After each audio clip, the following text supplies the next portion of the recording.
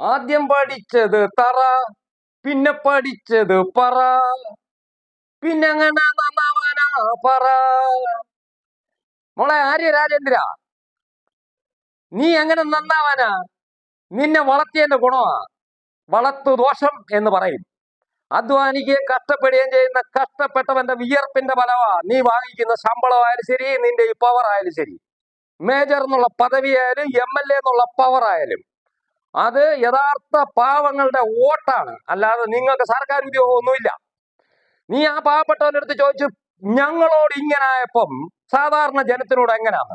സർക്കാരിന്റെ വണ്ടിയായ KSRTC എടുത്ത് നിന്റെ പ്രതികരണം ഇങ്ങനെ ആയപ്പം സാധാരണ ഒരു പ്രൈവറ്റ് ബസ്സുകാരനെയാണ് നീ മുന്നിൽ കയറി ഈ സൈസ് പരിപാടി കാണിക്കുന്നെങ്കിൽ ആ പ്രൈവറ്റ് ബസ്സുകാരന്റെ ജീവിതം കട്ടപ്പുകയാക്കിയനെ.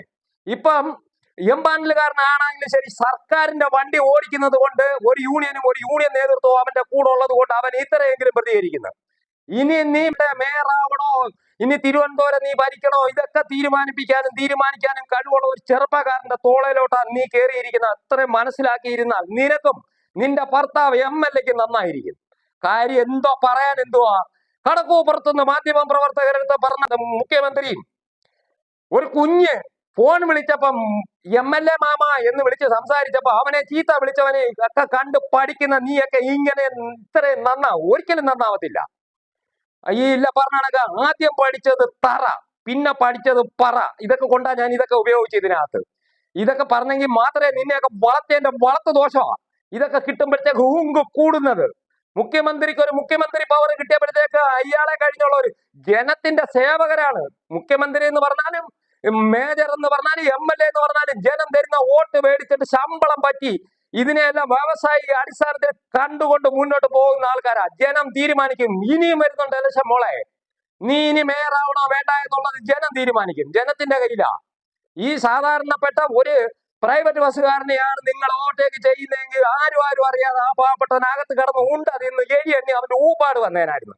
എന്തായാലും ഇപ്പൊ KSRTC കാരന്റെ അടുത്തായപ്പോ ഇങ്ങനെ ഇയാളുടെ ഒരു ചോദ്യം കേട്ടായിരുന്നു, വീഡിയോക്കകത്തൂടെ കണ്ടായിരുന്നു പറയുന്നത്. സാധാരണ ജനത്തിന്റെ അടുത്ത് എങ്ങനെയാണ്? നീ എന്തുവാ മേജർ എന്നുള്ള വണ്ടിക്കകത്താന്നാ വന്നേ? അല്ല, നിന്റെ ഔദ്യോഗിക യൂണിഫോം എല്ലാം ഉണ്ടായിരുന്നു, ഔദ്യോഗിക വാഹനമല്ല. അവൻ എങ്ങനെ തിരിച്ചറിയണം? നീ മേയറാണ്. മേയറാണെങ്കിൽ പോലും മേയർ എന്തോ മെഡിക്കൽ കോളേജ് ആർക്കാണ്ട് കിഡ്നി വകുപ്പ് കൊടുക്കാൻ പോയാന്നോ? പകുതി കിഡ്നി കൊടുക്കാൻ പോയാന്നോ? അതോ കരൾ കൊടുക്കാൻ പോയാന്നോ? അതോ ആർക്കെങ്കിലും രക്തം കൊടുക്കാൻ പോയാന്നോ? ആ വണ്ടിക്കകത്ത് ഇരിക്കുന്നവരും യാത്രക്കാരാ. KSRTC ഓവർടേക്ക് ചെയ്ത് പോകണം, എനിക്ക് സൈഡ് കിട്ടണം, ഞാൻ മേയറാണ്. എന്തോ നിനക്കുള്ള പവർ? മനുഷ്യൻ തീരുമാനിച്ചാൽ തീരുന്ന പവറേ ഉള്ളൂ. അങ്ങേയറ്റം പോയി കഴിഞ്ഞാൽ 5 കൊല്ലം. അതാ ഒരു മേയറുടെ പവർ. MLAയുടെയും പവർ അവിടെ വരെ ഉള്ളൂ. CPM-കാരാ, നീ എന്നോട് ഞാൻ ഒരുപാട് പ്രാവശ്യം പറഞ്ഞിട്ടുണ്ട്, നിങ്ങൾ തന്നെ നിങ്ങളുടെ പാർട്ടിയുടെ കുളം തോണ്ടിക്കൊണ്ടിരിക്കുക.